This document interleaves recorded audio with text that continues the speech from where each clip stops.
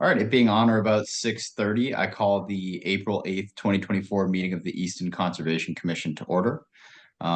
Commissioner participation will be remote and remote attendance shall count towards a quorum. So let's begin with a roll call vote.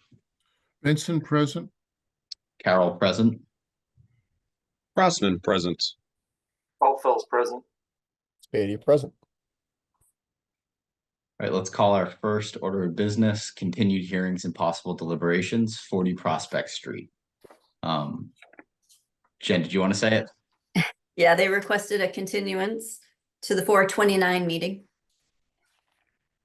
So I'm going to begin by making a motion to move 40 Prospect Street to the April 29th, 2024 meeting of the Easton Conservation Commission. Spady second. Carol motion, Spady a second, roll call vote. Benson, I. Carol, I. Crossman, aye. Roy, you were muted, but we'll take that as an aye. We'll go Spady aye. That's it for active permits. We'll move to enforcement orders.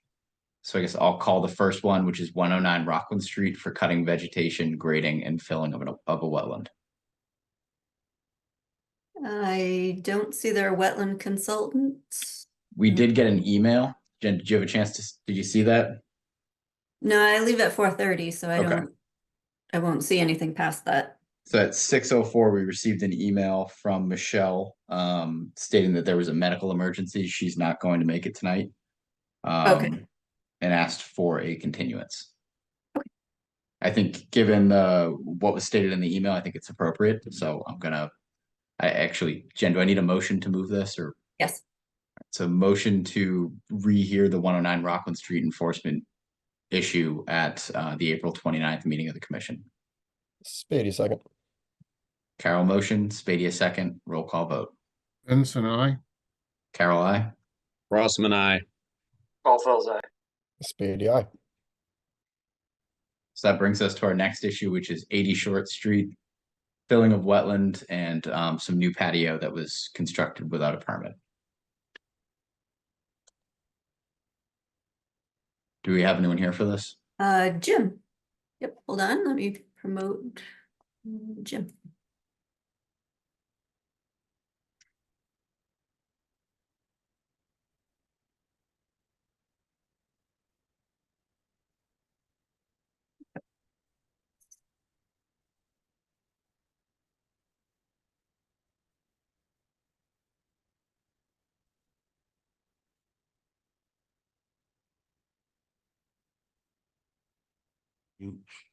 I'm sorry, you have me now?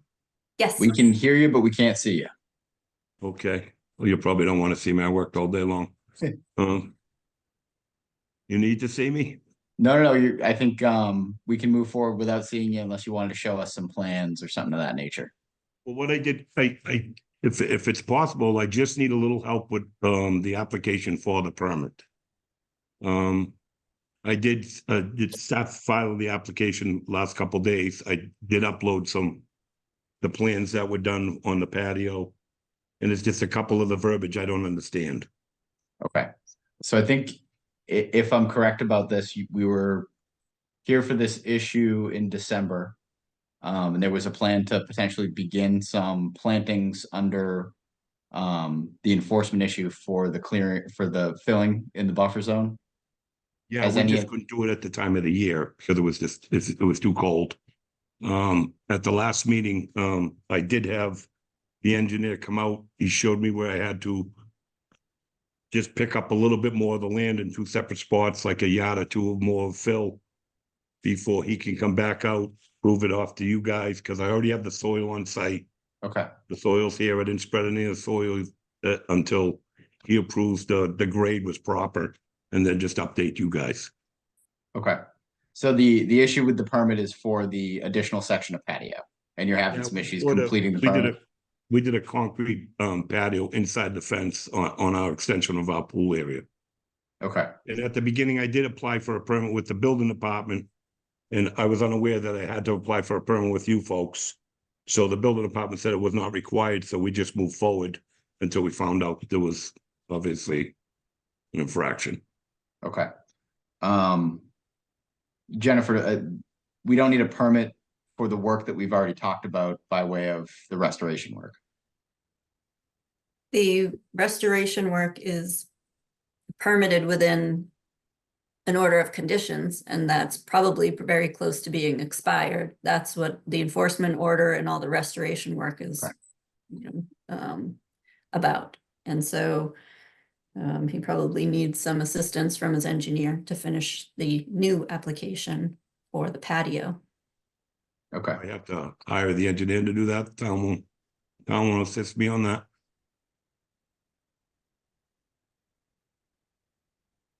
If you're not able to fill out the application on your own, then you will need to ask the engineer to assist you. Okay. Okay. All right. So Jim, just because of the length of time that this has sort of been in front of us, we'd like by next meeting, another update.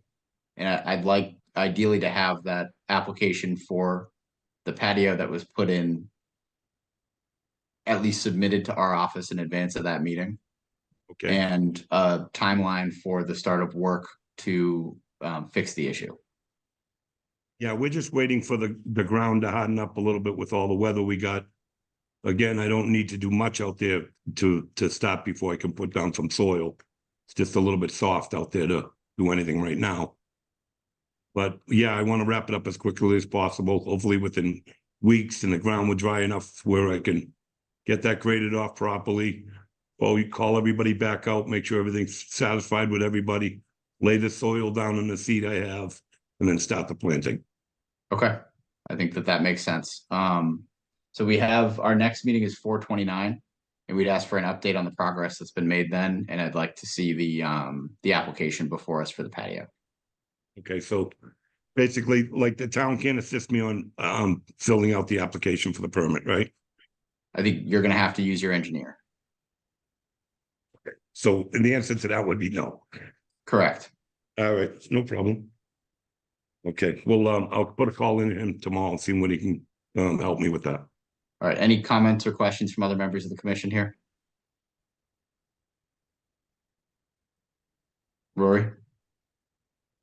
So I just want to point out, as Jennifer pointed out, the initial infraction was probably somewhere in the neighborhood of 4 years ago at this point. The initial NOI, we did this enforcement order under an NOI with a permit for work and order conditions being issued sometime in August of 21. So we've been waiting 3 years to get the filled area repaired and plantings done, and I don't want that lost in this.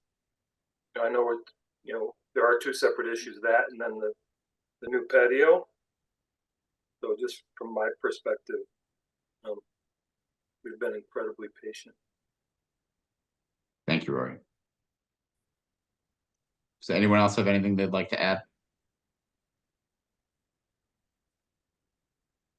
All right, thank you, Jim. Do you have questions for us? No, I do not know at this point. Thank you. All right, see you next meeting. Okay, take care. Thank you, Jim. Thank you. Turning to our next enforcement order, which is 24 Summer Street, cutting vegetation near the wetland.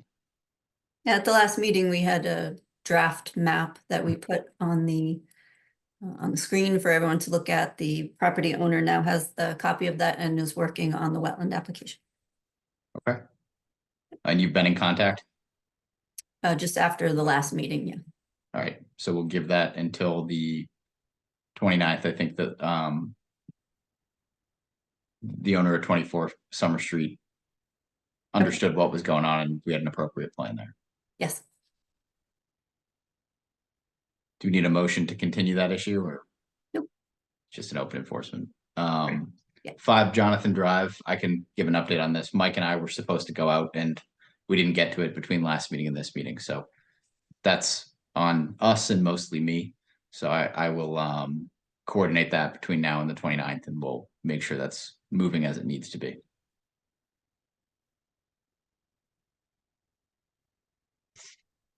So Jen or anyone else, anything else to add on 5 Jonathan Drive? Nope. No, Matt will chat about it and Yeah, schedule for some. yeah, we'll work off that offline. So that brings us to board discussions.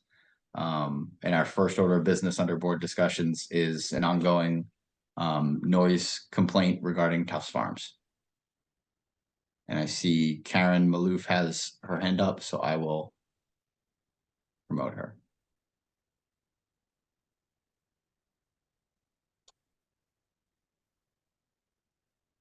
I also see that AM put their hand up. I don't know that we need to. Jen, do you typically allow 2 people at once? We can, but I don't see a hand up anymore. Yeah, it went away. You're right.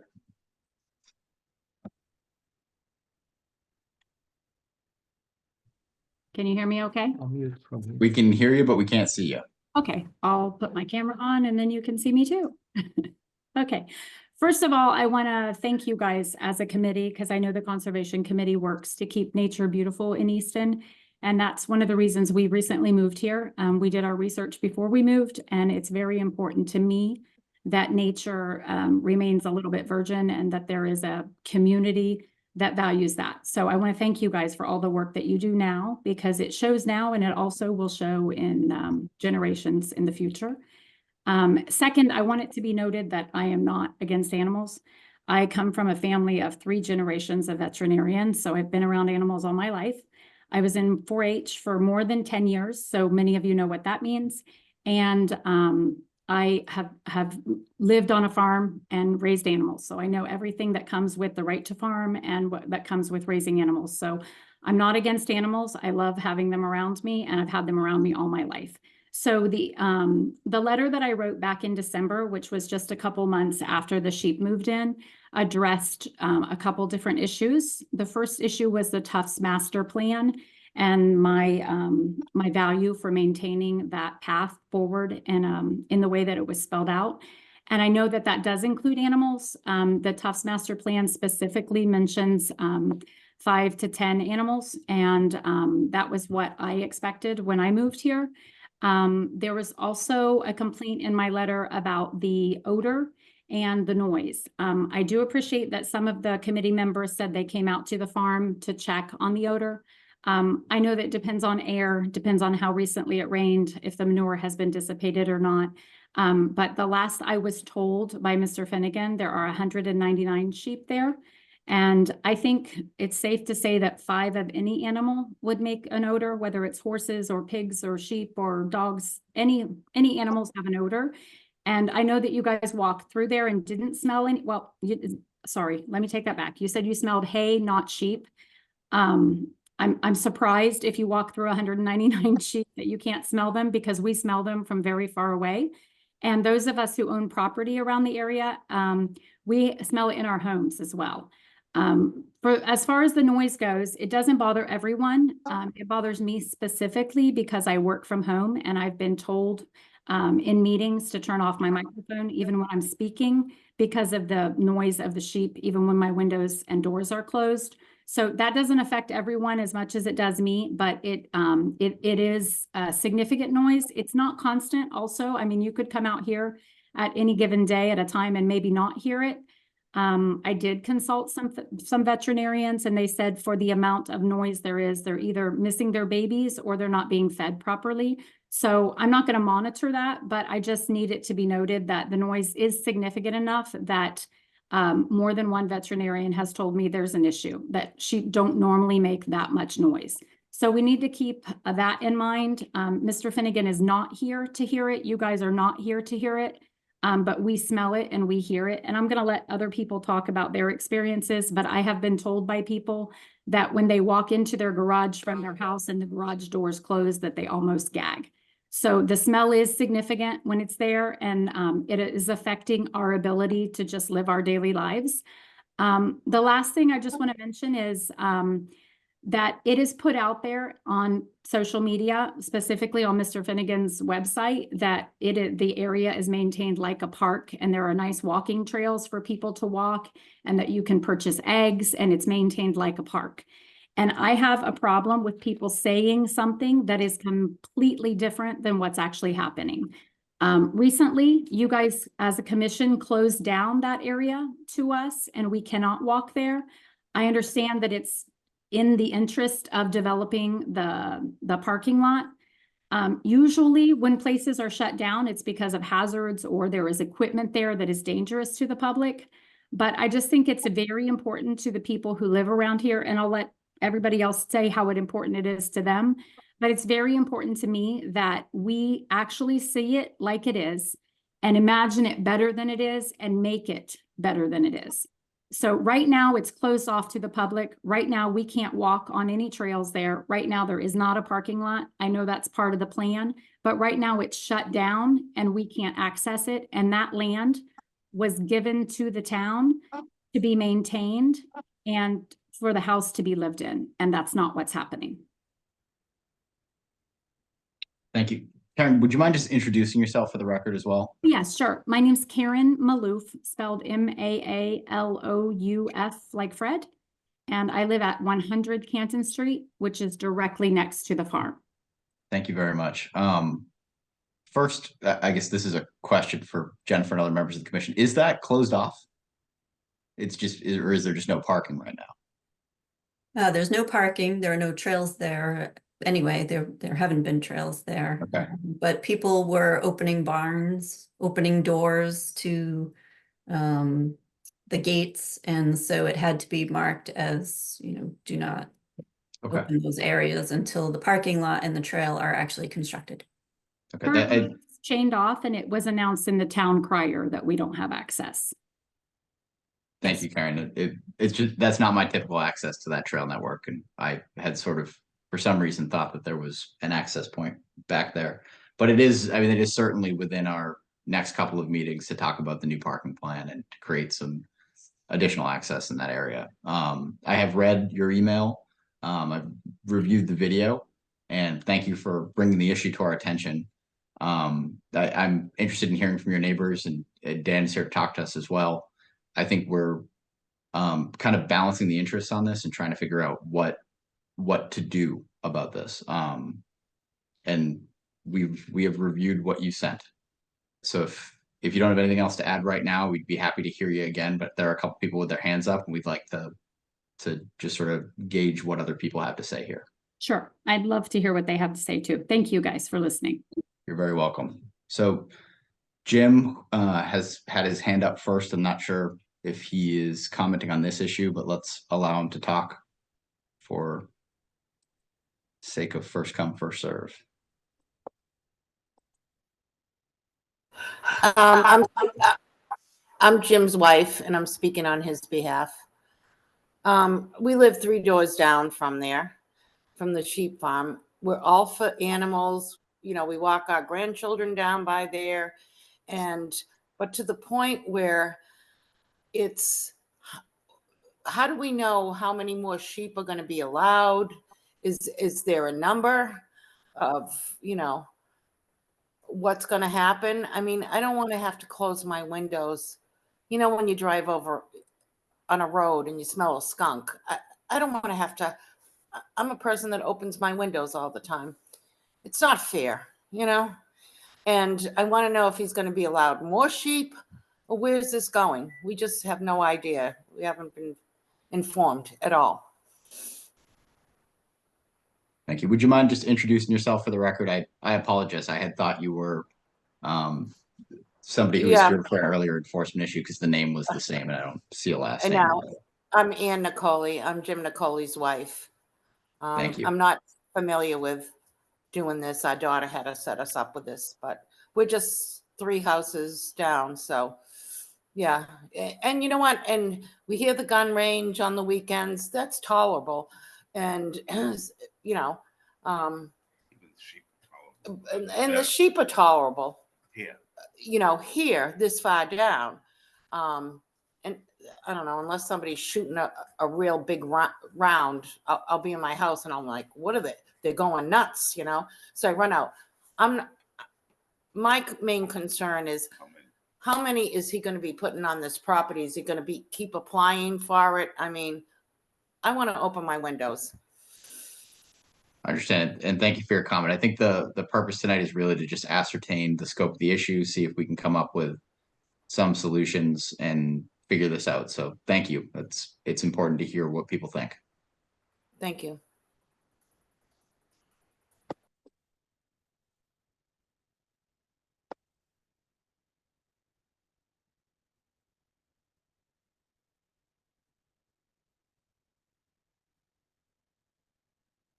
Hi guys, I'm gonna try to add on my video if I can. It's okay.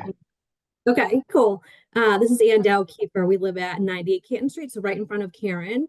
And thank you, Karen, for capturing all of that. I think it summarizes the situation well. And Ben, like I think our perspective, again, everybody has a different experience, different tolerances for noise and odor. I think for us, we have a couple young kids, and I think it's been interesting just to see the impact on, you know, their activity and just like silly things like them running into the house with their shirt over their nose, like it smells. So it's little things like that that you don't realize until you're spending obviously all of your time here. And I think for us, we just want to obviously get a better understanding of manure management and just the odor. We totally understand that it's natural with what is happening next door.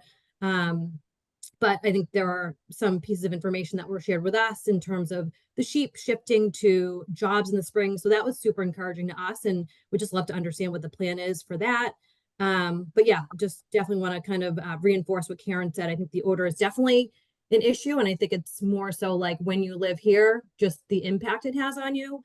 And again, we welcome any of you guys to come over at any time and just experience it, because I think, as Karen said, with like, you know, dispersion of the scent, it obviously varies during the day. Like you could come here and be like, oh, totally fine, that happens. We'll be out at the bus stop, no problem. But if you come at the nighttime and there's not a lot of wind, it's a little bit more severe, where like literally people will say like, oh, it smells like a petting zoo, which obviously isn't ideal. So we appreciate obviously you guys looking into this and having us on the call today. But just anxious to hear kind of what game plan is for the sheep shifting to new jobs, and just kind of manure regulation and in any problem solving for the odor. Okay. Thank you very much. Yeah, thank you.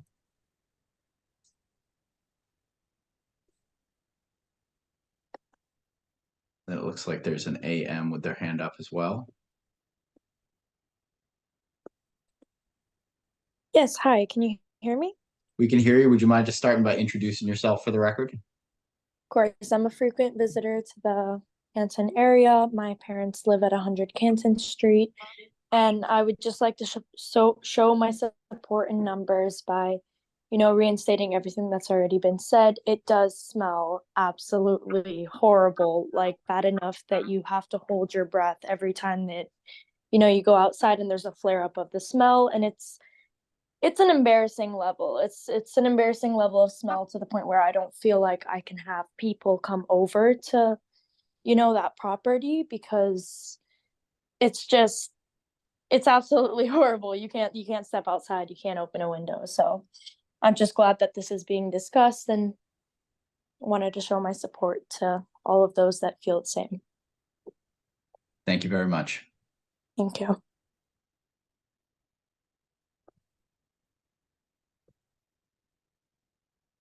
Looks like a Sarah R. just raised her hand. Hi, Sarah, can you hear us? Yeah. I live at 101 Canton Street, so I'm directly across from the sheep. I just moved in January, so obviously when I bought the house, I was aware the sheep were there. Wasn't anything new, but from the night I closed, so on the 11th, I was, you know, parked over here moving stuff in, and I had already started smelling it. So if it's been a smell, you know, over the winter and the early spring, I can only imagine what it's going to get like in the summer, and then if he adds more. So I'm aware it's something ongoing now. My concern is if he's growing it and adding more, how bad that could be for the surrounding properties and for all of us who want to host and want to enjoy the outdoors, or even, I guess, you know, indoors, if that's people are smelling it inside their houses as well. Okay. Thank you for your comment. So we have a Keith Landry with a hand up.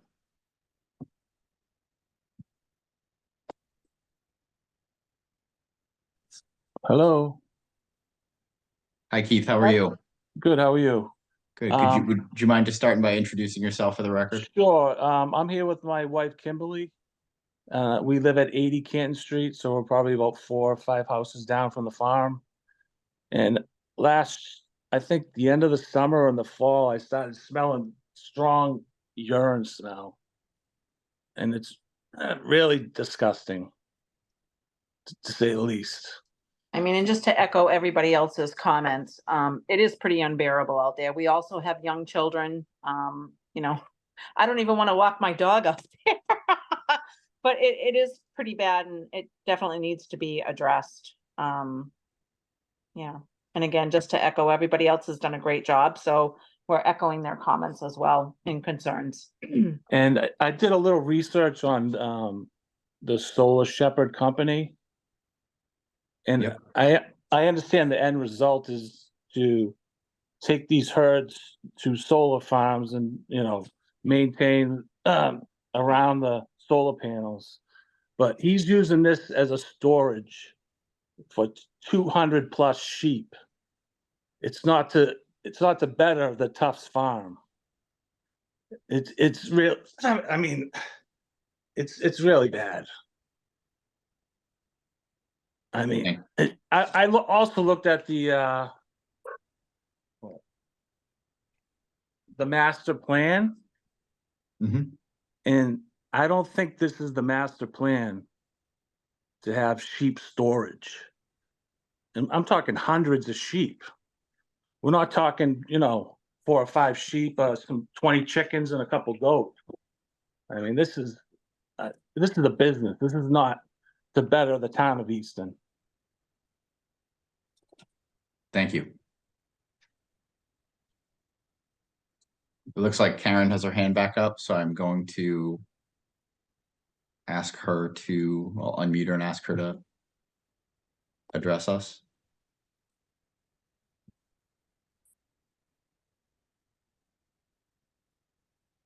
Yeah, I just wanted to, I thought maybe it would be helpful if you guys could share with us kind of what it looks like going forward. I actually requested the lease. I've been to a couple of the town meetings and I know the town's very transparent about sharing their plans with everybody.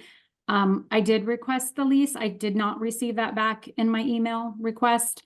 I made a formal request through I don't know, I've never done this kind of thing, so I really don't know how to request documents formally and stuff, but I did follow the website. It was clear. I got an automatic response that said, this is our, you know, requirement to respond to you within 10 days. But I would just like to know, like, are we looking at a 2-year thing? Are we looking at 10 years? Like those of us who live here all the time, we kind of deserve to know what we're going to be up against, because right now we're stuck indoors and we moved here so we could be outdoors. And we all love the idea of living next to a park, but it's closed down to us. So we just kind of wanted to know, like, what's the future look like? So the lease, which I believe, Karen, I was on the email where it was sent to you, perhaps it made its way to spam and we can certainly resend it. Under Article 2 lease terms, it states the term of the lease shall be for 3 years with the option to extend for up to 10. Okay, and does that require someone to live in the house, the lease? Because the original deed from the Tufts family requests that the house be occupied. The lease contemplates usage of the house, and we're under a process to repair the house at the moment. Okay, so usage of the house doesn't mean living in the house, doesn't mean residency. It means he can use it for an office for his business. That's correct. Okay, and how much does he pay per month?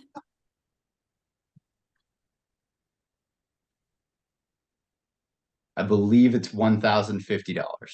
For the whole farm? $100 at the moment. $100 at the moment. $100. $100? I'll pay the $100. We had a just as to raising hands, please. Yeah. So we had I would say a very extensive public bidding process seeking a tenant for this home and farm. It's been a operational farm since 1840. And we had probably close to a 2-year process to find a tenant. And Dan came and gave numerous presentations to the commission. Oh, yeah, And- he's a my guy. and the public were invited. And so I mean, I believe that we have, and we've heard from all of you, I believe that we have an issue. And I'm gonna ask Dan to come on and we'll discuss this issue with him to see if he can address the number of the flock that are there. And potentially some solutions to mitigate noise as well as smell.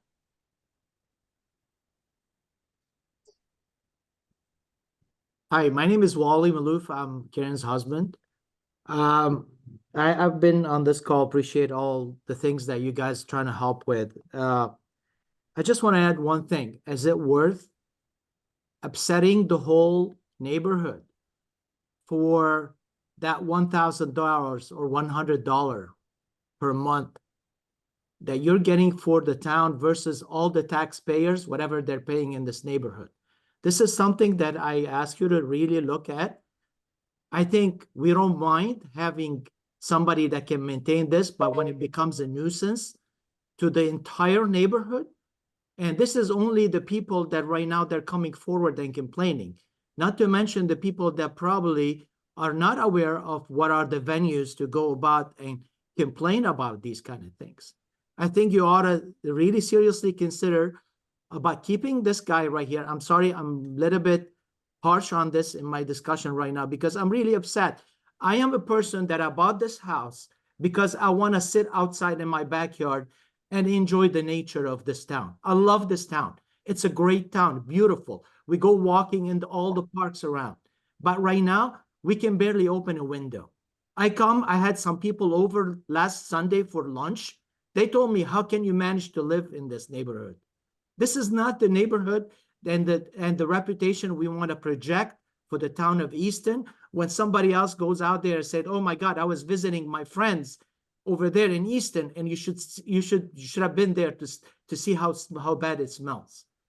We want to project a really nice, beautiful environment. And understand, right to farm was drafted in the 1800s, but we are in 2024 today. We need to take into serious consideration that the agricultural land, the right to farm, was predicated on the fact that people needed to farm their land for agriculture so they'd be able to survive and live. And we don't mind having that whole area, the whole 40-some acres right here to be agricultural land. We would love to have it to be there, but not with 200 sheep when they're only serving his own personal interest. He's only making the money for that $100. What are we getting in return? We're not getting anything in return for that. Thank you. Mr. Chair, can I just make a suggestion that we've received public comment at this point, and that we can try and have a conversation with Dan about the issue, because I think we're all on the same page here. Yeah. And so, just before we bring Dan on, I was able to move everyone back into attendees. But Karen, I don't see that on here. When I look at my controls, there's only one button that says remove, and I just don't, if it kicks you out of the meeting, I don't want you to think that was intentional. That's the only option I have. So I'm gonna click that and hope that you go over to attendees. Okay, if I get kicked out, I know how to jump back on. So Okay, good, thanks. thank you. Thank you. No, it says you can't rejoin the webinar. Hold on.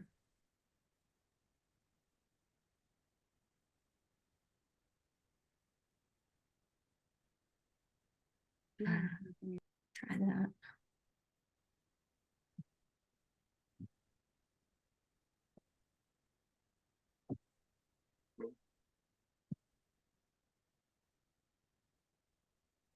So I will Yeah. promote Dan to a panelist.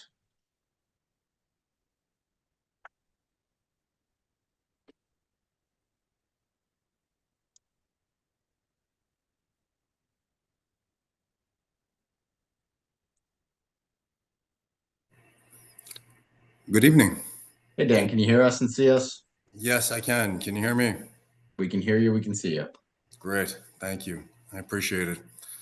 I'm sorry to hear these comments. We've been working quite hard on the farm and actively managing the manure and the flock.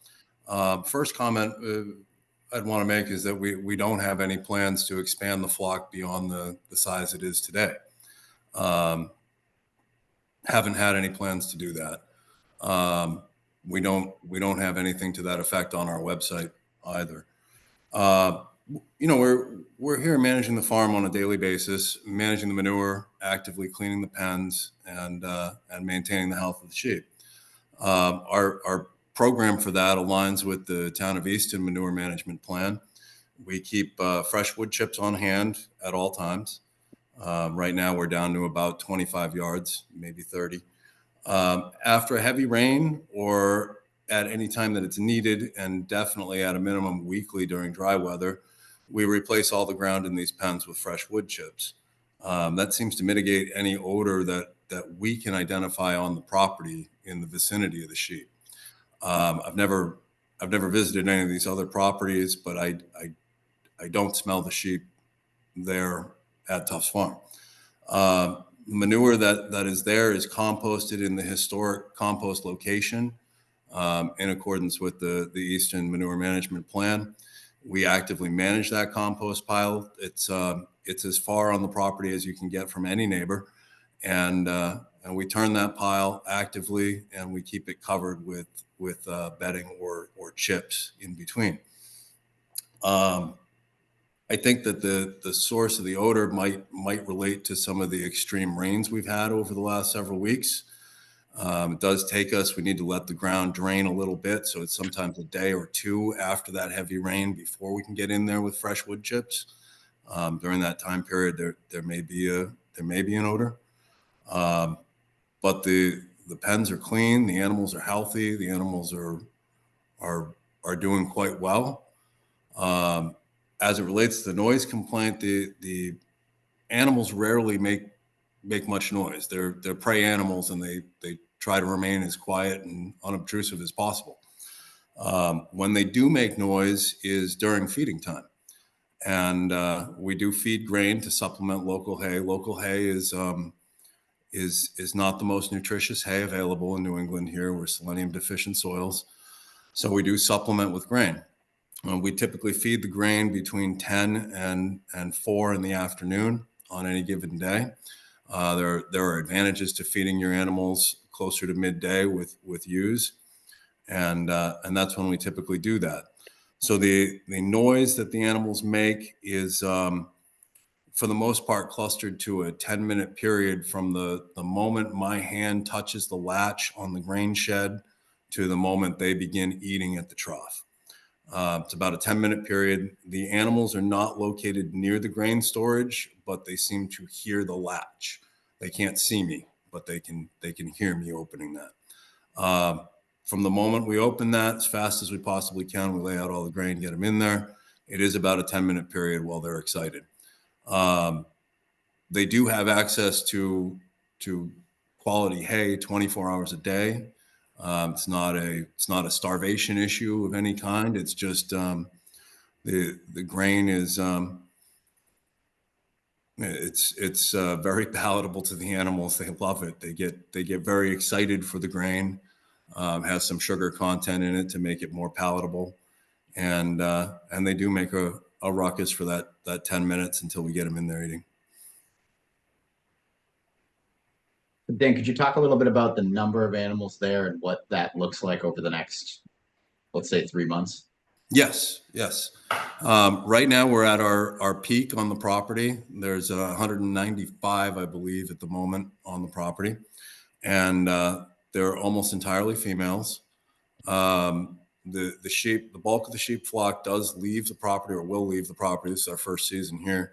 They will leave the property in the coming weeks to go out and graze solar arrays. Animals come and go at different times during the summer as needed if we want to bring them back for veterinary checks or medical.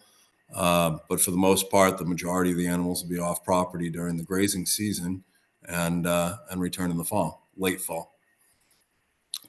We were out today visiting solar sites looking to see if the grasses are ready. And we're not quite ready to move animals out on the pasture yet. We need another week or two, I think, but we're a couple weeks ahead of a normal spring right now. We need the grasses to get about 6 or 8 inches tall before you can put grazing animals on there safely. Okay. So about how many animals? No, you said approximately half of the flock will go out for various sites in the summer. About how many? Far more than half. The vast majority. Okay. Do you know how many you would expect to be there in, let's say, middle of June? On any given day, no, but certainly far less than the current number. Okay. Yeah. In your experience, do you see anything else here that we can do as a commission, or that you can do as a farmer to help mitigate some of the smell and or noise that we've heard about? I feel like we're doing everything we can here as we clean up these pastures.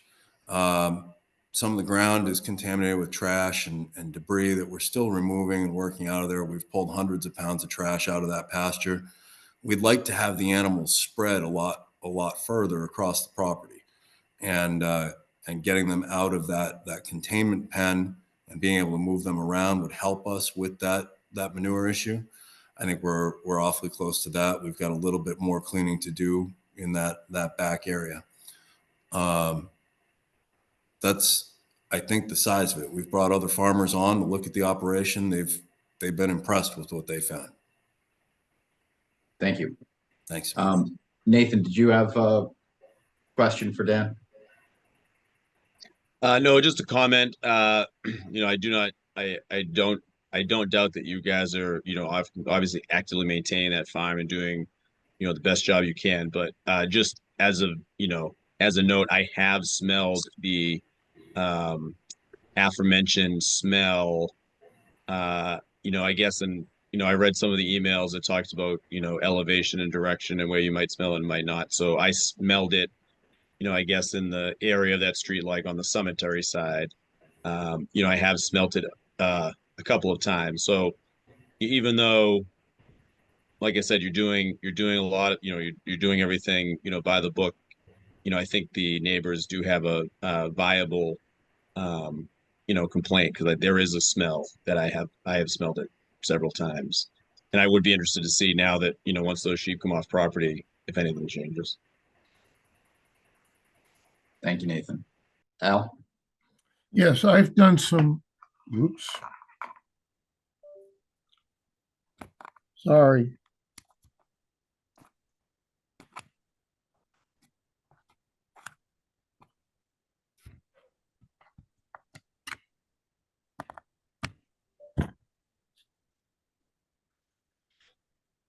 Sorry, can you hear me? Sorry, my computer went offline. All good, we can hear you. I've done we a can see little you. bit of research on reducing the smell. And one of the things that you can add to the sheep manure is lime. It changes the pH, and that reduces the bacterial decomposition and the smell from the bacteria. And I just wondered, one other thing that they suggested was reducing anything that might contain a sulfur in it, because then you get a bacteria-related sulfur smell. So there may be some chemical treatments that could significantly reduce the smell in the area. Thank you, Al. So I think there are some panelists that have their hands up. Can I just ask a couple questions, Ben, if you might? So Absolutely. So, Dan, can you give us a minimum and a maximum that we expect to how many sheep we expect to be on the farm? I really am looking for a range here. Is it 20 to 50 or 50 to 80? I think we're at our max. It'll be less than 200. No, I'm talking about over the summer as you start to bring the sheep out to sites to do their work. How many sheep will remain on site for the next 6 months? Yes. When we met to discuss this, we committed to a minimum of 15. So what would be the maximum? What would be the maximum that we would expect to remain on site?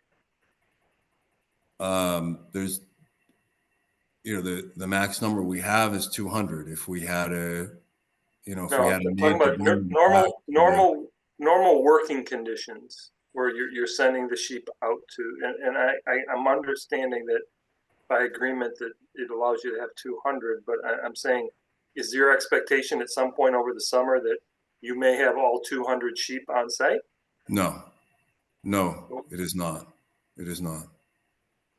So That's what not the my expectation. question? Typically during the grazing season, we break the flock up into multiple teams. Those teams might be as large as 40 or 50 animals. With younger animals, we ran a team of 60. If we had to bring animals back to the farm at some point, it would be a team at a time. Does that make sense? It does. Yep. Do you have a normal expectation of when the animals will return in the fall? I know you said late fall, but is that October, November? What time frame is that?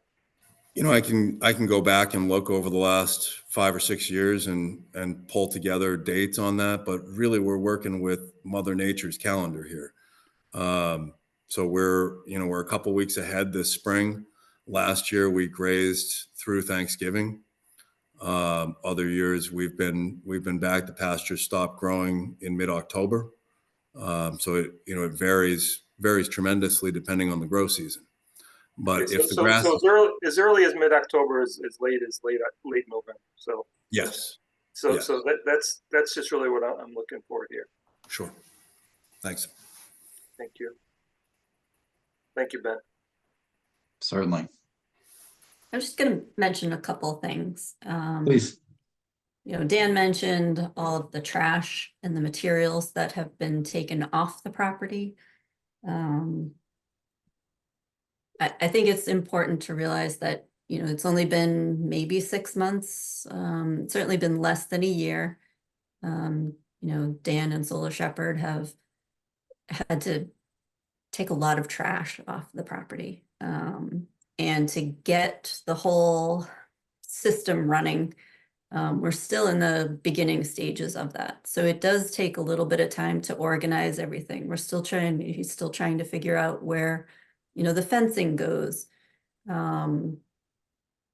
It's not as simple as we'll just put the sheep there and start running, continue the existing business.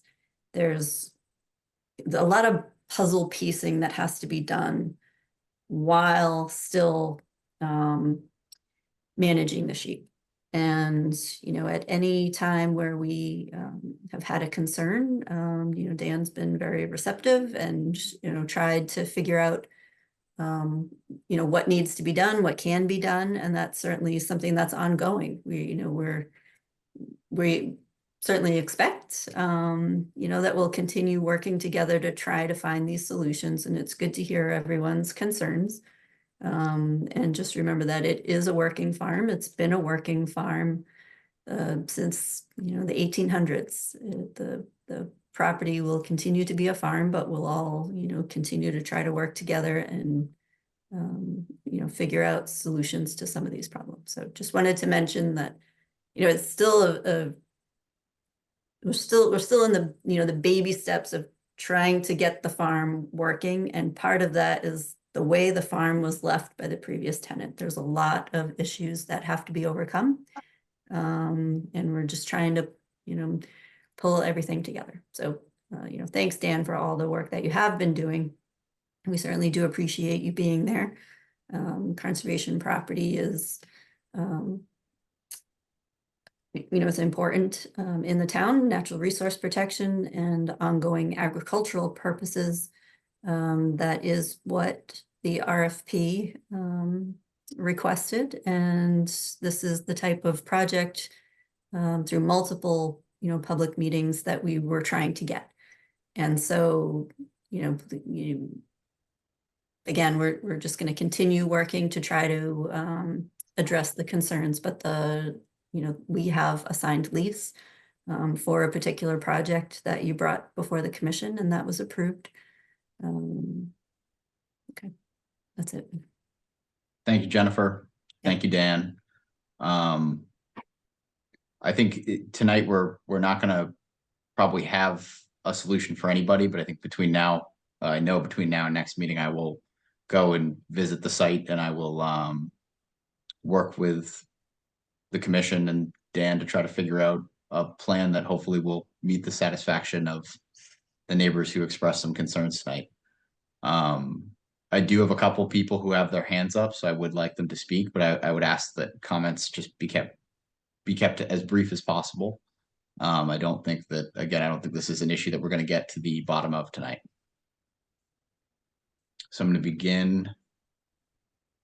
Dan, I'll move you back to panelists. Jennifer, I don't seem to be able to do that. I know, it's very bizarre. I don't know why it doesn't show up every time. Rory never have a problem with it. I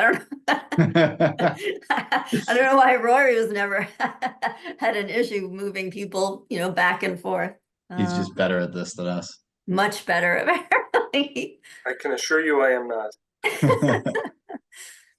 Well, we'll just have to stop the video because I don't have that option anymore either. It's remove and then you can't come back, which is, we didn't do that. We didn't want to do that to Karen. And so. And then when Karen rejoined, she joined on this side. So I'll ask Karen to start, and if she has some additional comments, we'll hear them. Just a quick question. How many acres are in the lease? It's a good question. It's the entire property, and offhand, I don't know the exact acreage, but let's make sure that you get a copy of the lease. I actually have Property it. itself is 3 acres, and then we have conservation property in the back. Those fields are also open to the lease, and so there's probably a total of 5 acres of field plus the barn in the house area. Okay. So I spoke to the Conway School who did the Tufts master plan. Actually, the lady who headed up the plan, she was very informational because I did some research before we purchased our house. There's a lot of conservation land, up to 38 acres. I think there's a plot that's 4.5 acres. There's a plot that's 8.7. There's a plot that's 3 and one that's 21.8. I didn't know if they're all included in the lease because as you said, when you sent it, I didn't receive it, but I'll look in junk mail again. No, I believe it's specified in attachment B on the lease. I don't have it in front of me at the moment. We'll have a look at that, but the Tufts master plan does say, given the low quality of the forage on the site, the recommended stocking density is 5 goats and 10 chickens per acre. So we are way above that limit, and that's what was projected to the people in the community. The other thing that the Tufts master plan lists is the legal constraints from the original lease. So as we go back to looking for solutions, it does say the deed for Tufts Farm held by the town of Easton requires that the house remain occupied. So I would just for the committee members to keep those things in mind. I realize the house is not able to be occupied right now, but coming and feeding sheep for 15 minutes and thinking that that's the only time they make noise is not really accurate. I'm here all the time. I work from home. I'm here all day long. I'm not only here when I feed them. So the noise and the odor that bothers everybody is much more than just the few minutes that you're here. Thank you, Karen.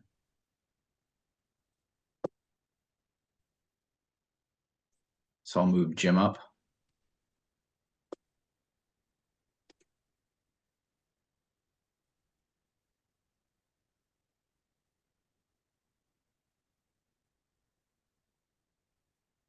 Jim, you should be able to unmute and speak to us now. Did our view present just me?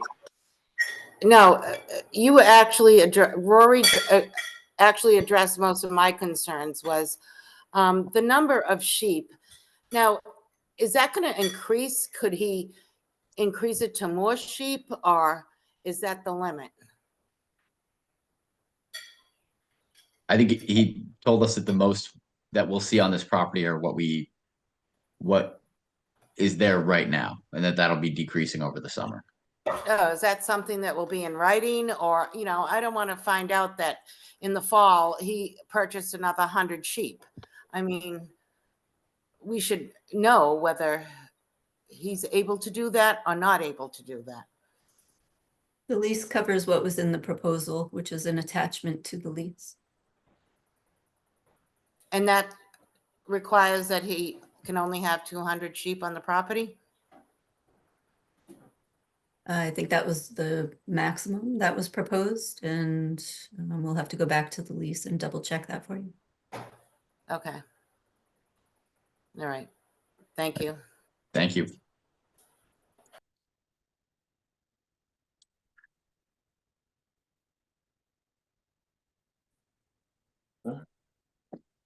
Hi, Can you hear this is, us?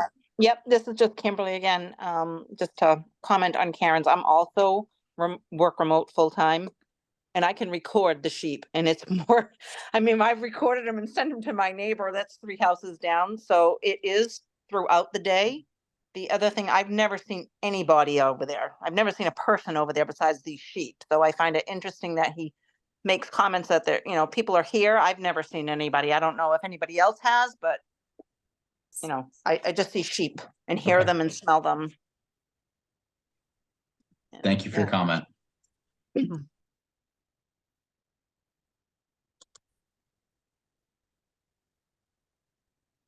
you hear us?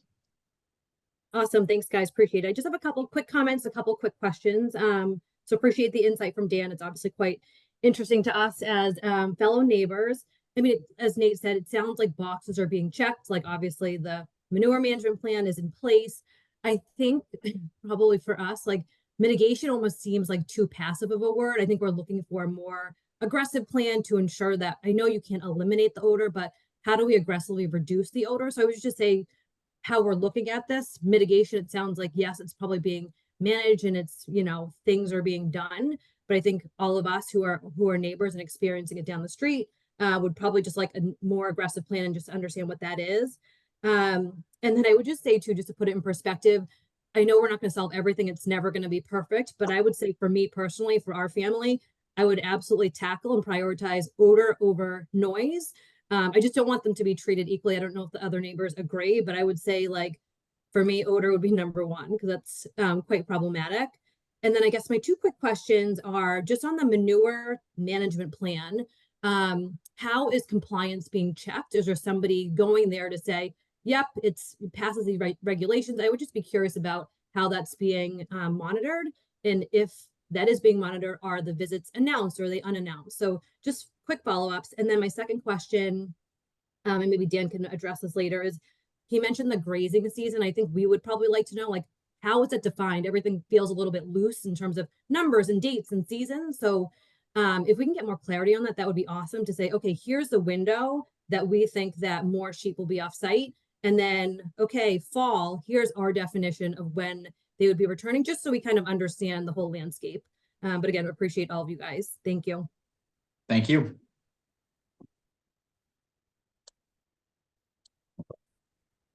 And I think AM.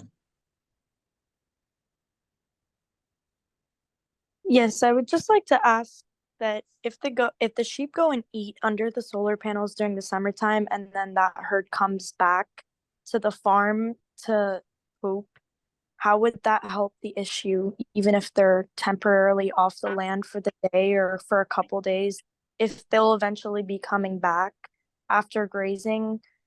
You know, I don't think that'll permanently solve the problem throughout the summertime either. Thank you for your comment. All right, so I think any members of the commission have additional comments or concerns they'd like to share at this time? Rory? So just a couple of points of information, just to give some context on the Tufts master plan. I think that it should be given the context that that was aspirational and not meant to be an absolute blueprint to what was going to happen with the piece of property. It was meant to sort of give us ideas about what could happen at the property and suggest some ideas. And that plan is now 5 years old, but I do think there's good information in there, and we should be using that information. Additionally, as a point of information, the home is not able to be occupied right now. I know Jennifer has commented on this, and it is our intention to repair the home so that it can be occupied again at some point in time. It's a complicated process. It's been ongoing for well over a year now, but we are committed to doing so from my perspective. I will say that I hear the neighborhood loud and clear. And I think that we need to understand the maximum that we can possibly do to diminish this issue. I think the fact that this is a farm is fine, but I think that it probably is beyond what even our expectations were to happen, and for the impact that this has had on the neighbors. It is certainly not what I would have expected to happen, and from my perspective, I'd like to see us make every effort to address this issue for not only just the neighbors, but the town in general, as well as work with Dan. He's been a great partner up till now. And I know that he's going to be responsive, but I really want to, from my personal, I'm only one of 5 on this commission. I really want to be as committed as possible to addressing this issue. Now, unfortunately, these things take time. And I know that this neighbors have been dealing with this issue probably for 6 months or more. And I apologize for that.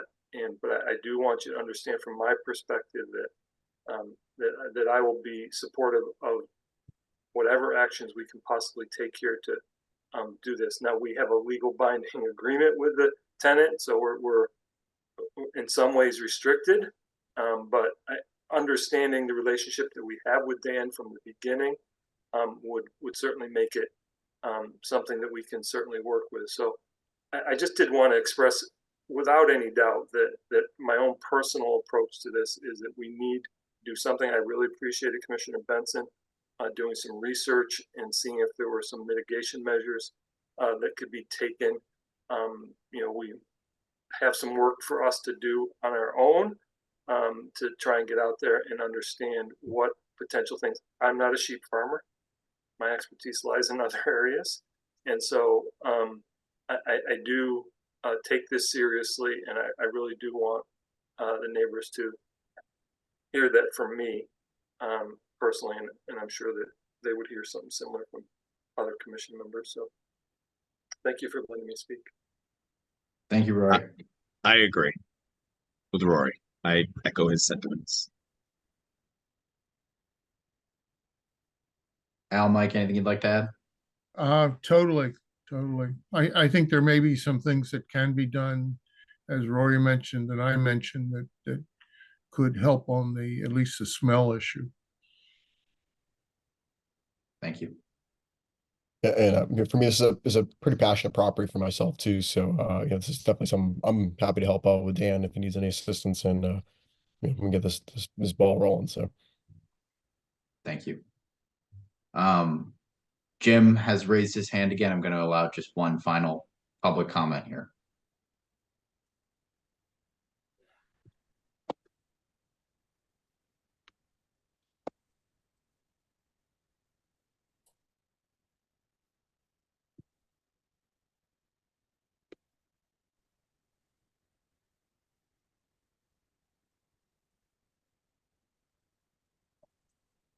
Is that an old hand? No, I think it was new. Newly raised? I'll just give them a moment to unmute if they'd like to. But I just have a question about $100 a month. Is that a reasonable rent for? That was the having- reduced rate since the building is not available. And why is the building not available? Because there was water damage and it needs to be repaired. Okay. Answer the So question. once the building is habitable again, then the rent will go up to what is shown in the lease agreement. Okay. Thank you. thank you. All right, so I think I'll coordinate a visit and I'll work with members of the commission to maybe come up with some potential solutions and with Dan between now and next meeting, but let's keep this on the agenda for the 29th. So we can continue the discussion and follow along. Well, hopefully sheep move off site and some of the concerns are mitigated and maybe we can implement some other solutions as well. All right. Thank you everybody for bringing this to our attention, and thank you, Dan, for working with us. Yeah, the comments tonight have been very much appreciated. I really take them to heart. Thank you.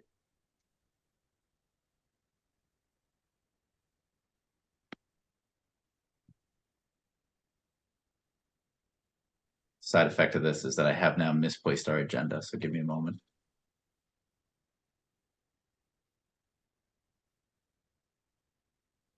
So our next order of business tonight is the land management plans.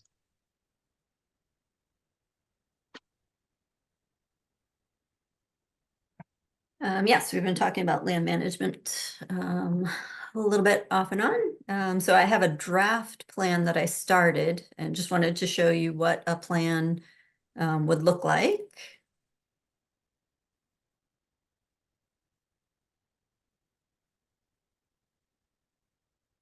Okay. Let's see if I can make that a little smaller. Okay, can everybody see that? We can see it. Okay, so I started with 15 Pond Street. One, because I had the deed and a plan. A lot of our properties, we don't have the actual deed, so it's taking a lot of staff time, deed research, and trying to find an actual plan with bearings and distances on it, so we can actually check the boundaries. But a land management plan, so it has this summary sheet, right? So 15, it's called Langwater Management Area at 15 Pond Street. We acquired it in 2003. We have the deed, book and page information when it was recorded. There is also a conservation restriction on the property that's held by Natural Resources Trust, something that wasn't in our records. So again, the importance of finding the deeds and making sure we know what the commission actually owns. The size of the property is a little over 19 acres. It includes the pond as well as the upland, and we hold the fee simple interest, and the NRT holds the conservation restriction. So then we have a table of contents, legal protect. Well, I'm just going to forward and go through all of this. All right, so property description. And it talks about the map and the parcel number, when it was recorded. Its purposes are for conservation and passive recreation. There's also a conservation restriction.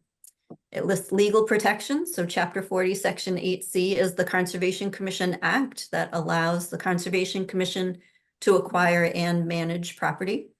It's also protected under Article 97 of the amendments to the Constitution of 1996, and then the most recently, the law, Public Land Protection Act, was passed about a year ago. So it's also, those are the legal protections for the property. Contact information. So we have the property owner and the CR holder and their contact information. And then we start to talk about what's a land management plan. So again, this is a draft. But the purpose of the recorded deed says the purpose of the land protection is for protection and development of natural resources and for the protection of watershed resources.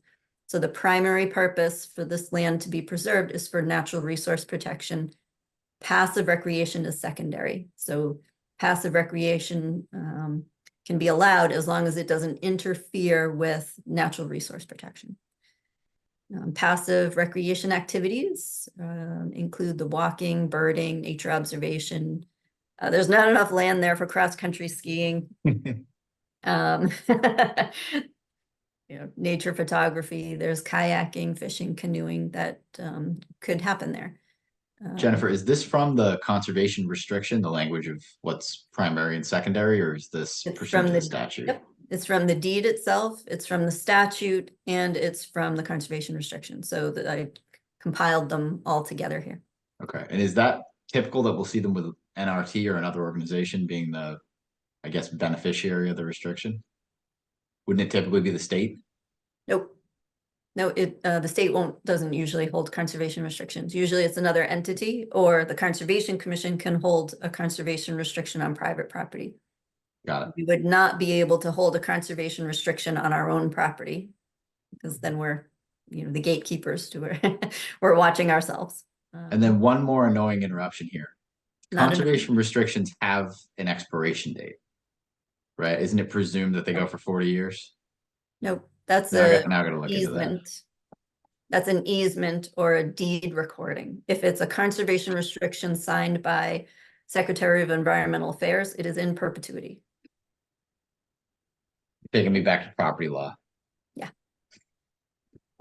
Thank you. Sure.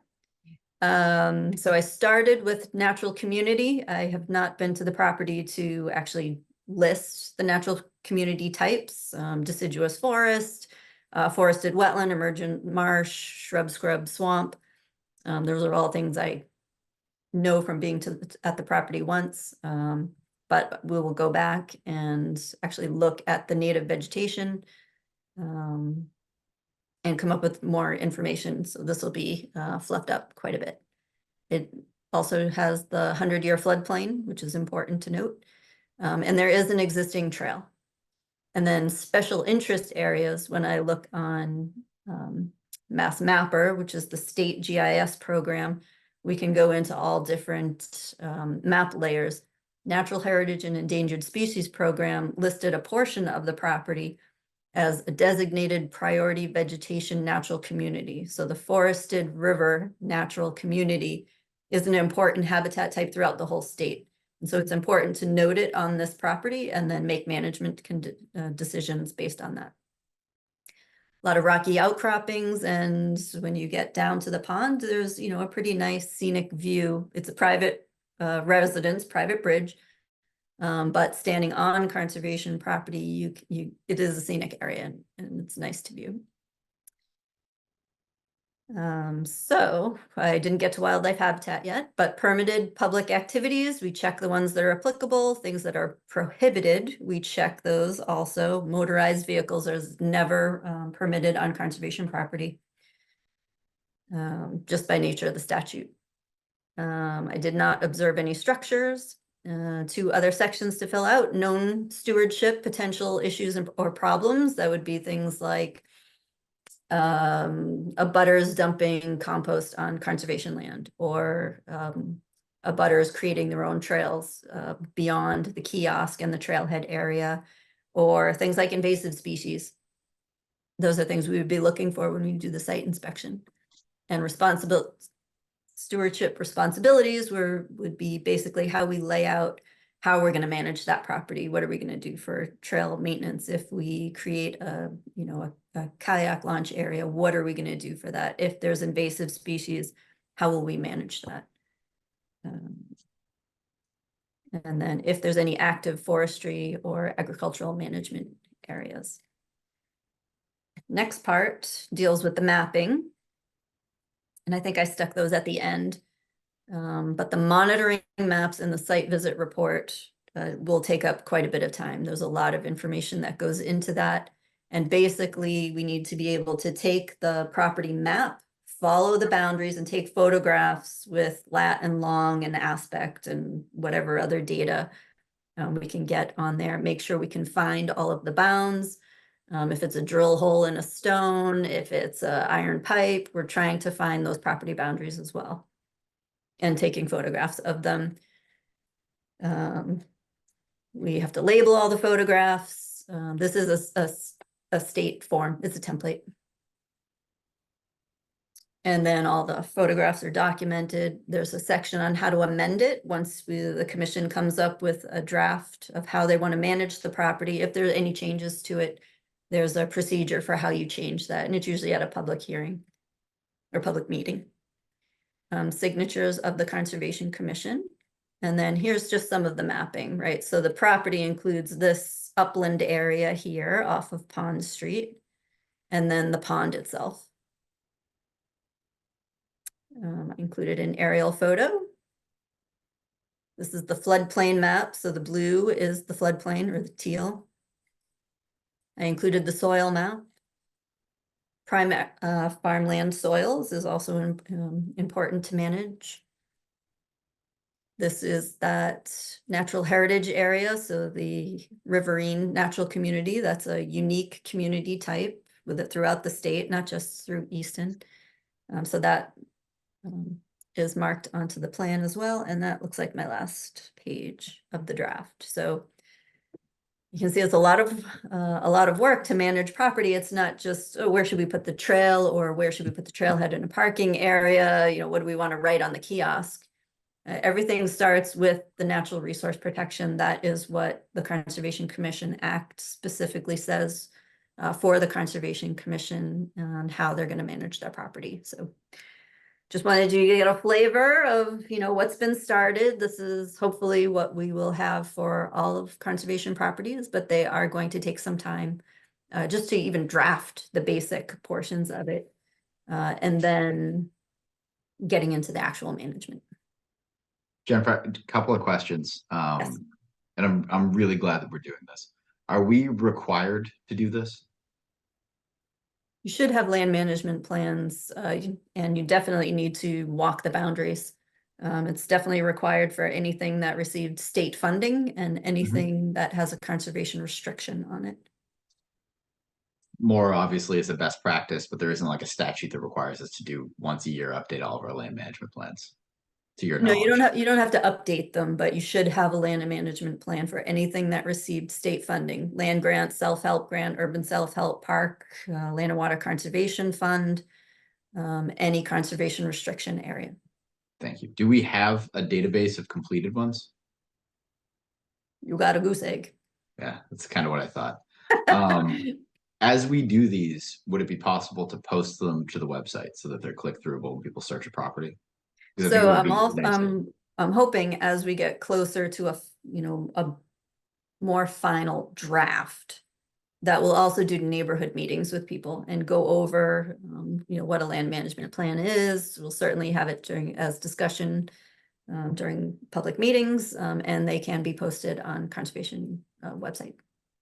And then the prohibited and permitted uses, how are those decided property to property? The Conservation Commission can set their own rules and regulations for their property under the Conservation Commission Act. But mostly, like the easy, thing for me to go through and tick off is anything that's passive recreation. And then beyond that, you take a step back and say, well, is that going to impact the ability to protect the natural resources? Okay, So so like on 15 Pond Street, skiing, cross-country skiing and snowshoeing isn't checked off. Is there, I think it's a small site for it, and I'm just being persnickety because I'm trying to understand how we do these. Yeah, no, Is that's there- fine. Is there a reason that a site like this, we would have that as not a permitted use? Sorry, this is taking me a while to No, get. and it's, I don't think it's a So this critical, is it's the state form. okay, So that's why that's on there. But yeah, you would like here, permitted uses. Yeah, it's permitted, but you're not likely to do cross-country skiing. I mean, we can easily tick that off because snowshoeing, would be allowed. But you're looking at the passive recreation versus active recreation, and Okay. things like people wouldn't really be there after dark. Certainly don't collect animals, plants, soil, rocks, whatever, alcoholic beverages, fires. I mean, those are basic things. But if you have one property where people can go camping, then you may alter that, and you might say, okay, fires are okay within the fire circle and following whatever guidelines that you put into the plan and then post. thank you. This is a really helpful thing to see, understand, and I'm excited that we're doing this across our properties. Yeah. So we started with seemed like a small one. It is a small one, but It is a I mean, small it's probably one, yeah. a good test case. Yeah. And I have, believe it or not, seen some brave souls swimming over there in my time. Okay. I'm not saying we permit or prohibit it, but I have seen it. Yeah, we don't do any water quality testing, so that's Yeah. usually the first question someone says, "Oh, can you swim there?" Well, as long as you know how to swim, sure, you can swim anywhere, but we do not do water quality testing. So that's usually the question people want to know. Mike? Quick question, just can we, like, so for that property, I know you and I had actually hiked that. Like, I know you had checked out hunting. Can we put like for setbacks? 'Cause I don't actually think you could even hunt there just because of the setback anyway, Oh, yeah, we can, just because of the homes. yeah, that's one I of don't want the, that to get confusing. We can allow it, but I want, we should probably put that on those properties. Say like, okay, this is Not responsible for setbacks.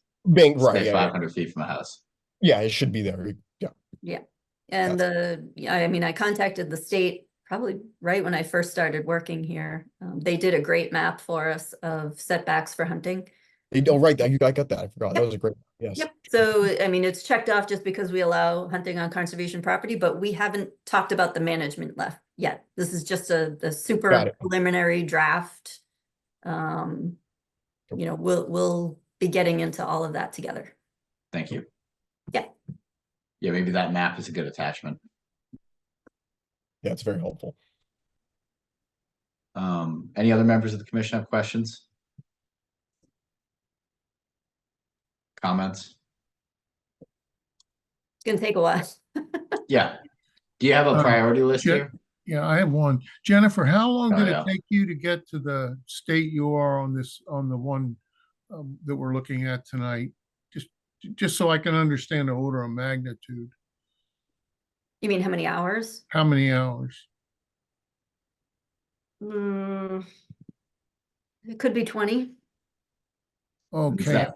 And then the Just for a second base, part of just that. for the basic, Yeah. Pulling information together. And that's mostly because we just don't have it here in the office. And at the same time, I'm updating the data layer for the open space plan. So I'm kind of doing a bunch of things at the same time. But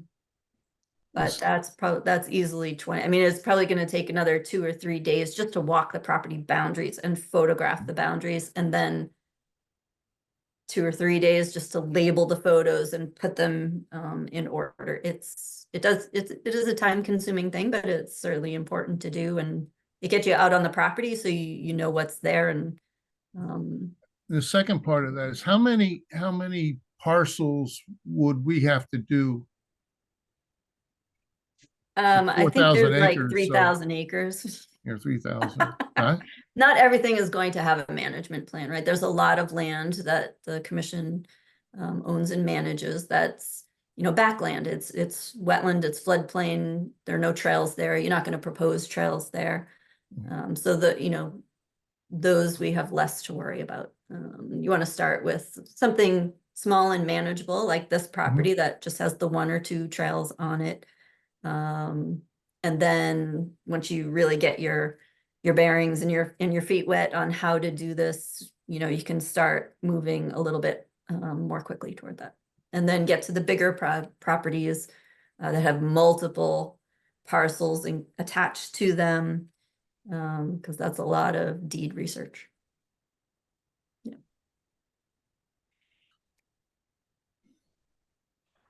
Thank you. Sure. Thank you. Anyone else have questions or comments about the land management plans? So Jennifer, I assume this is something we'll just sort of see on a revolving basis as these develop. Yeah. Yeah, the next is to go out and do the property boundary inspection. Thank you. Okay. I'm gonna pull the agenda back up. Give me a second.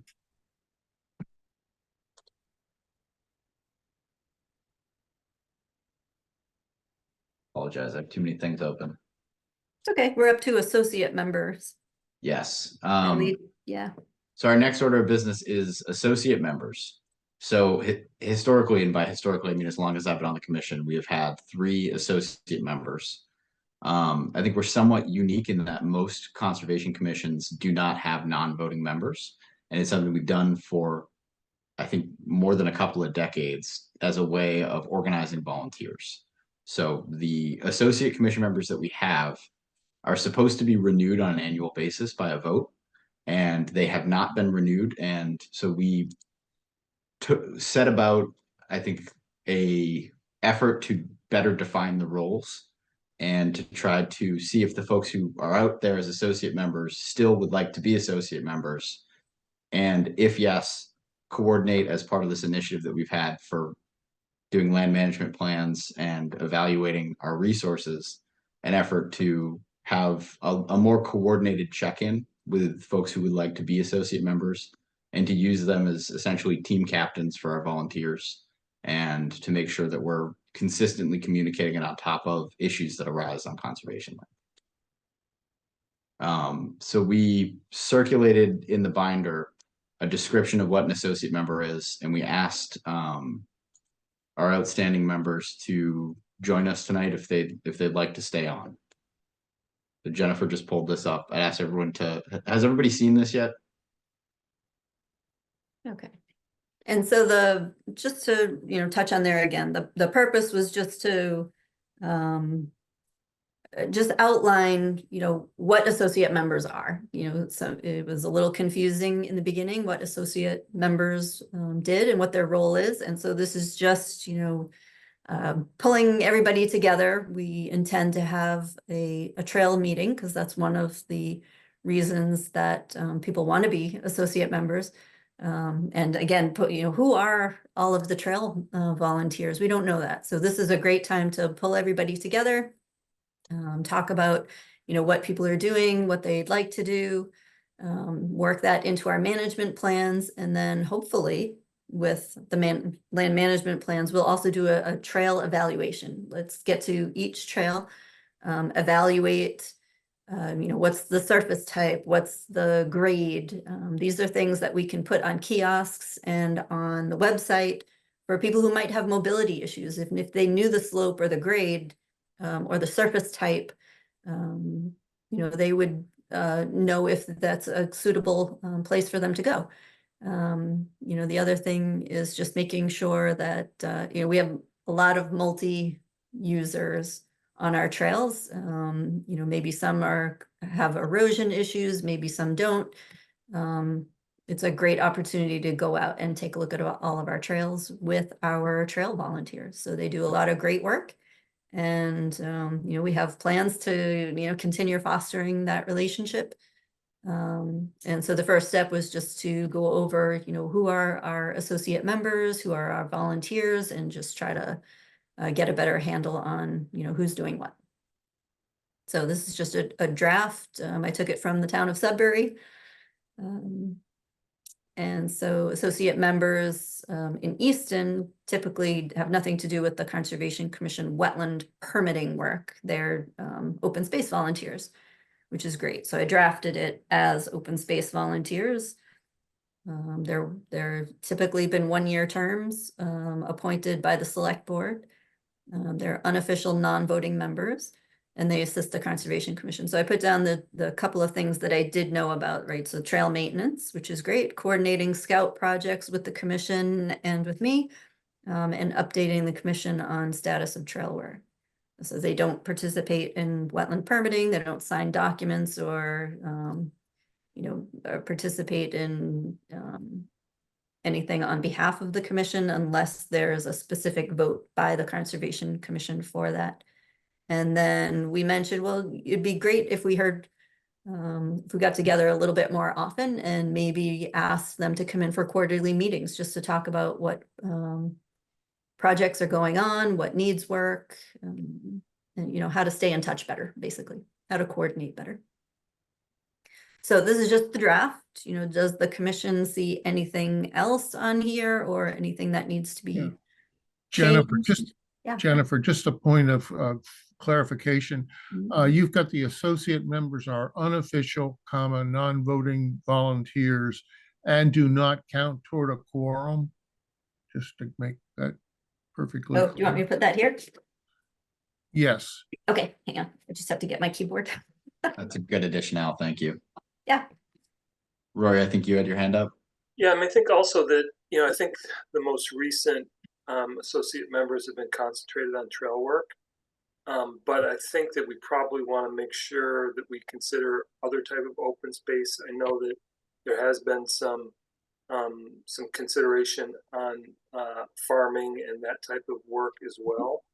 That we might want to include that as well. But I'm just off the top of my head thinking about things that are not trails. I mean, one of the things that, part of it is that, we have a lot of trails in town, and we spend a lot of time talking about trails. And I know that we have a lot of volunteers that are spending a significant amount of time maintaining those trails.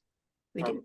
And so, but I don't want to dismiss any other sort of activity that might be beneficial to have other partners and volunteers out there that might want to commit to some time or working with other townspeople on certain projects. So. That's a great point. I was even trying to maybe think adding like a trail trash cleanup, or not even just necessarily a trail, just like even like a wetland cleanup for trash. It's just something like that. Putting that on there as well, because I mean I come across a lot of trash. I try to pick it up as much as I can, but maybe set up a group. We can once every month on a Wednesday you can head out and do something like that. It'd be kind of cool too. Just because it might help. That kind of relieves other pressure from other people doing trail work or what have you. So. Maybe what Jennifer Clifford Grant has 3 unmapped vernal pools. Yes. That's something that would be really cool to have within the scope. Species inventories, mapping things that ought to be mapped. I know, Rory, for a little while you were volunteering doing water collection for acid rain testing. I did it on Saturday, on Sunday. Put your waders on? They were on for about 2 hours, my friend. Okay, so it's not meant to be a definitive list, but these are great ideas. Yeah, such as, so I think we're good. I think the such. Yeah, I think I just don't want it to be that the associate members are about trails. And if we find other associate members that want to focus on other areas, I think we should welcome those opportunities. That's great. Great point.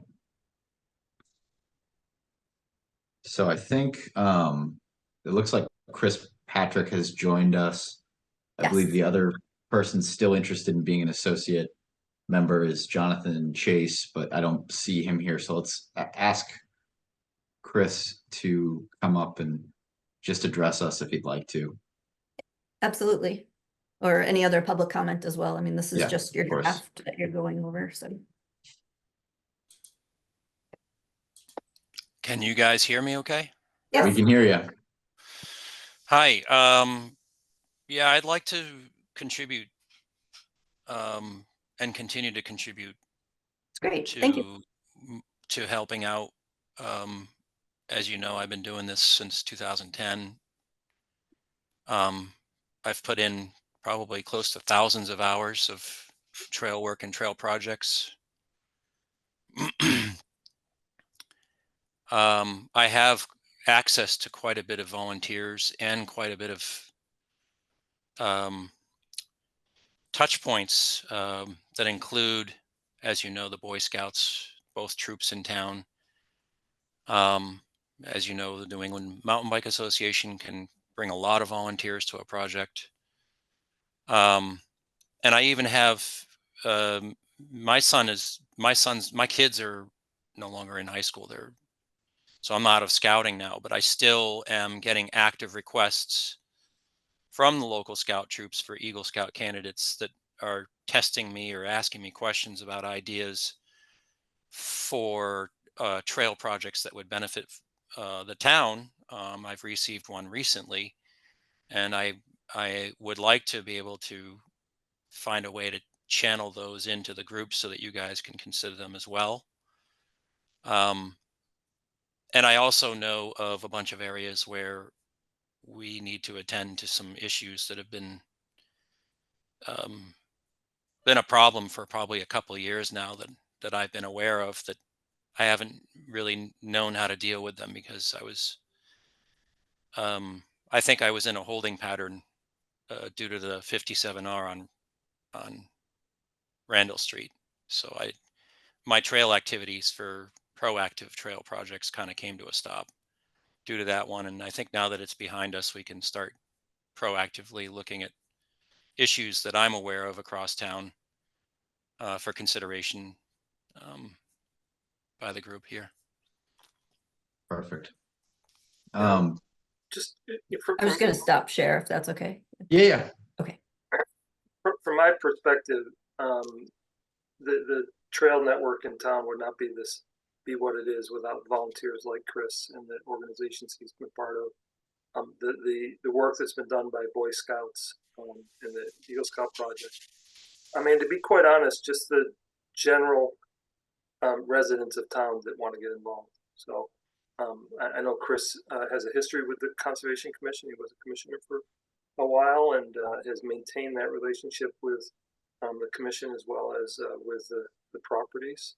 And I'm very appreciative of those that get involved, and not just by being a commissioner, but by doing the hard work out in the field. And I do appreciate it. And I've had many great interactions with Chris, and I'm happy to have him as part of our community. So. Thank you, Rory. Chris, do you have any input on the definition of the role? I have an old, it's interesting, I dug up the original minutes from when we proposed this position idea. It started, the discussion about having associate commissions started as a result of a relationship that I had with somebody who lived in the town of Acton, where they had, I forget what they called them. I think they might have been trail stewards or something along that line that reported to the Conservation Commission. They had a trail steward per property. So it was a lot of, I guess there's a lot of retired guys in town that like the trails, and they basically each signed up to be a trail steward for each property. It was really neat. I looked at that and I said, well, we can really benefit if we can build something like that, because, you know, if somebody's using that property on a daily basis, they're going to advocate for it really well. So I think the original proposal was something along the lines of, and I'm trying to find my notes. I think they have bark rangers now too, which is awesome. Yeah. So I'll read to you what the minutes from 2012, March 26th said. The goal of this, let's see. The proposal was to create a land stewardship associate position that would fall under the commission. The goal of the stewardship would focus on a main goal of better institute practice and everything related to land stewardship in the town. The mission would preserve habitat and resource areas, creating trails, coordinating volunteers and projects, and what it created. And then at the time, we didn't have any of these standards, but we also made a proposition to create a standard for how to design trails, how to build bridges. At the time, mapping in the internet was really young and not really as anywhere near as good as it is now. So that we were going to proposing to come up with a mapping standard as a part of the goals for an associate commission member. And so some of those things got advanced. As you know, a few of those things can definitely be updated at this point in time. At the time, it was under Stephanie Danielson. So she worked with at the time, the town attorney, Jay Tallerman, and they were in favor of it. At the time, it was, the motion was passed. Let's see, the motion was put forward by John Grant, who is the son of Clifford Grant. So he was one of the commission members. I don't know if any of you guys ever met him. He was an amazing person to work with on the commission. He had the memory of an elephant. He could bring back discussions from 25 years ago. It was like they were yesterday. But anyways, that was sort of the idea of the associate commission member description when we first proposed it. Thank you. So I think this is something that I think we made some additions tonight. I think let's circulate. I'll take another look at it and let's circulate it again, and let's include Chris, because it sounds, Chris, I don't want to speak for you, but it sounds like you're still interested in being an associate member and helping us coordinate volunteers. I can definitely help bring volunteers. Good. I've done it many times, so yes, I do want to help. Good, we need them.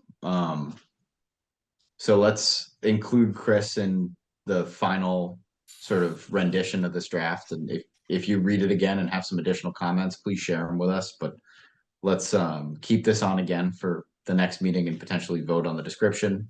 Yep. And then we'll be taking some steps to set up some meetings with trail volunteers heading into the spring to engage some cleanup. I know we've had some, I don't think complaints is the right word, but some ongoing concerns about flooding on the trails.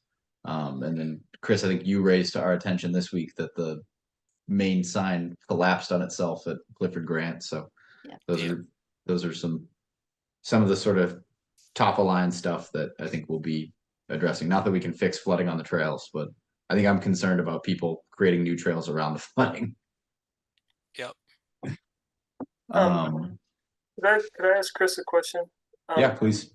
Chris, I had spoke to a resident this week that was interested in making contribution, but needed to do it to a registered charity. Is NEMBA a 501c3? Yes. Okay, so I mean, if we went that route and he wanted to donate some funds for some materials, if we needed to do some Well, work. actually, I made a motion in front of the selectmen about 5 years ago now, which would create a conservation trail fund that I could then use to raise money for trail projects. And the selectmen passed it. I believe it's still, I'd have to go dig the minutes up, but basically we have in the Conservation Commission a fund that people can write a charitable donation for, then that we can then withdraw from for trail projects. That was the specific purpose of that motion. And it's still in, That's I still believe it's available. still in effect. Perfect. Just as this aside was, for some reason, this particular restriction on these funds was to a 501c3. That was the only concern I had. So Okay, so I just don't think a conservation trail fund for the town would be registered as a 501c3. So oh, I see. So it's just it's a question that just when we go down that road, I may come back to you and sort of, Does it have, if they're asking it that it has to be a 501c3, they could contribute to NEMBA on with an earmark towards a project in the town of Easton, and we would definitely be able to coordinate that. it was a point of information more than anything else. I don't have anything imminent right now. The town of Easton may be viewed as a non-taxable contribution if it's earmarked for something like the Conservation Commission, and that's something that could be checked with the town accountant and or town lawyer to verify that, but it may give you the effect of a 501c3 for tax deductibility. Thank you. Right, any further comment from members of the commission, members of the public, Chris, regarding the discussion we've had on associate members? Seeing none, I'm gonna move to our next order of business. Chris, thank you for joining us. Thank you. Thank you. So our next order of business is our project list 2024. Everybody had a chance? You want me to show that? Yeah, please. Before you take off, I have 2 projects to add to that list. What happened here?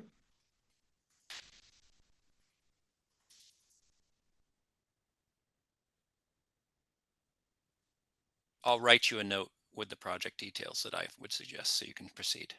Please do. Thank you. No, for some reason I don't have it up. So Sorry. no, it's okay. I think we just sort of need to divide and conquer and then actively conquer. And the one that we're definitely making the most, it's the actually conquer part that we seem to historically have issue with this project list. But I think, we're clearly making strides thanks to Al and Jennifer towards the chestnut tree planting project. I would like to prioritize the bylaw stuff that you and I were doing, Jennifer. Yeah. And let's just, did we circulate it for feedback from members of the commission? I'm just trying to remember what happened in the last 2 weeks. Yeah, I only got It was circulated. information back from Mike, All who right, wanted now, to do everything, so. I'm sure it probably feels like throwing an email down a well, but let's do this again. And Yep. could everybody please just commit to jumping on like 3 of these projects? And at the next meeting, we'll ask what 3 you want to be involved in. And we will just start rotating this through the back end of the agenda. I think it really is like, for the first time since I've been a commissioner, we're seeing a slowdown in projects, right? And I think it's really a good time to get organized and prioritize some work we've had in the backlog, but really haven't been able to get to. Yeah. So I think that's my ask.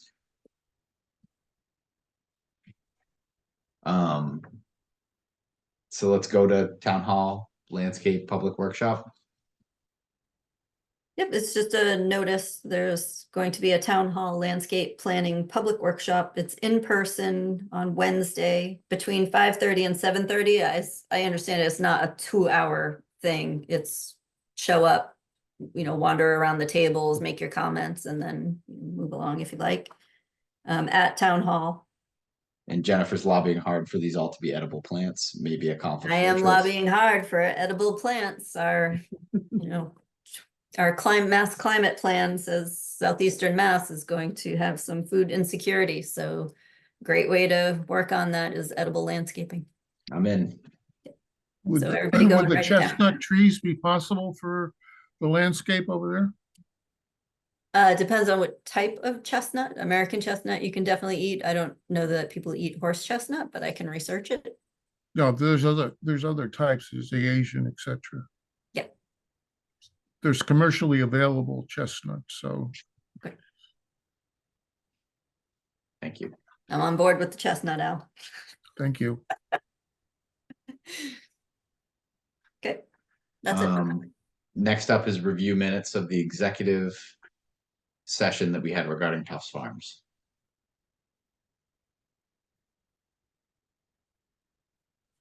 I make a motion that the executive session minutes be approved as provided.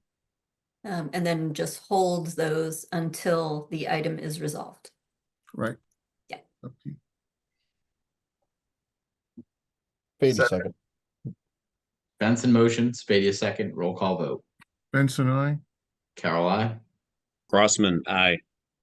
Feld's aye. Fady aye. Next is chair updates. We just very briefly, we did receive something was brought to our attention regarding some flooding on a trail in Clifford Grant off of Randall Street. I did speak with the person, Gary Fraden had just brought it to our attention. I spoke with Gary. I think it probably has a lot more to do with just the historically high water table that we have at the moment, as opposed to something that needs a crossing. I am gonna take a walk through there between now and next meeting just to try to better understand what's going on there. I was having a hard time. I hadn't walked that in a couple of years from that entrance. It's not an entrance I typically use. And so I think that there might be a crossing, but the crossing has either failed or become worn out. And maybe that's just something we put on our list to address as we get organized. The way I usually go in, it could use a little addressing. Sounds good. Yeah. Yeah, I think Mr. Fraden's concern as much wasn't just access, but that people were now sort of making an alternate trail through potentially sensitive wetlands that's to avoid the water. So agreed. Yep, and there are what 3-4 entrances, so I mean people can use other entrances. But yes, certainly take a look at it. Yeah, I guess it will depend really on scope of the damage from people walking around it. And I mean, I maybe naively, I'm still hoping that we see some reduction in this water table situation that we have going on at the moment, as I think a lot of people in town would like to see.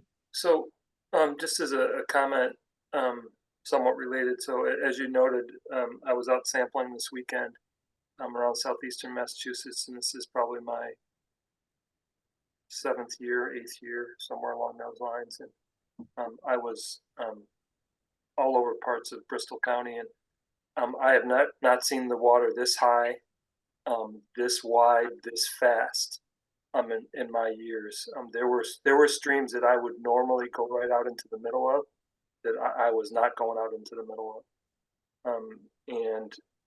so there's a lot of water out there.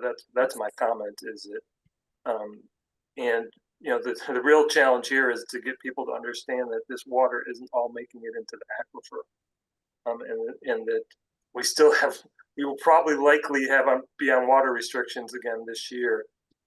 Because it's not all making it to the aquifer, which people won't necessarily understand, but there is a lot of water out there. So it's not surprising to me that we've got trails flooding that haven't necessarily flooded in recent years. So Looks like Chris Patrick has his hand up, so I'll ask him to join us for this. Just real quick, the trail off of Randall is the trail that I use to take my daily dog walks. I wear muck boots just to get across that bridge, and I have a golden retriever who doesn't mind getting wet. But I have noticed a few people cutting through the wetland area near there, and that bridge, that boardwalk could use, and the boardwalk's in good shape, but it could use about probably 48 feet of addition. The street does run off into this wetland, and with all this rain, that's exactly what's making the water so high. So Makes sense. that was going to be one of the projects that I was going to send over on my list. There's another one further into Clifford Grant that also needs to be tended to. Same thing, probably about 48 feet of boardwalk. So I'll send those over with detailed pictures and measurements so that people can consider them. They are projects that I would be willing to work on this year right away if the commission wanted to tackle the permitting piece. Thank you. So the DEP is making reg changes. So knowing that for the past year, that's part of the reason why I've been holding back a little bit on some of the trail work, and just because we may not need permits. So that makes things easier. Okay. But we'll see in the next few weeks. Comment period is at the end of April. And then DEP will be making those reg changes, and there's a lot dealing with trying to make public trails easier to either permit or for exemptions or for minor permits. Perfect. Yeah. Great. Thank you. Next up is environmental planner updates. I have nothing today. You've given us a lot of updates throughout the meeting. Any pertinent item not reasonably anticipated by the chair? Anybody have anything? All right, I'll make the most anticipated motion of the night. Motion to adjourn. I silently saw Benson second. So. Yeah, he did. Yeah. He silent seconded it. I was gonna, but he got it. Give it a Carol motion, Benson second. Roll call vote. Benson, I. Carol, I. Grossman, I. Paul Fells, ADI. See you all soon. Thank you. Yes. Thank you.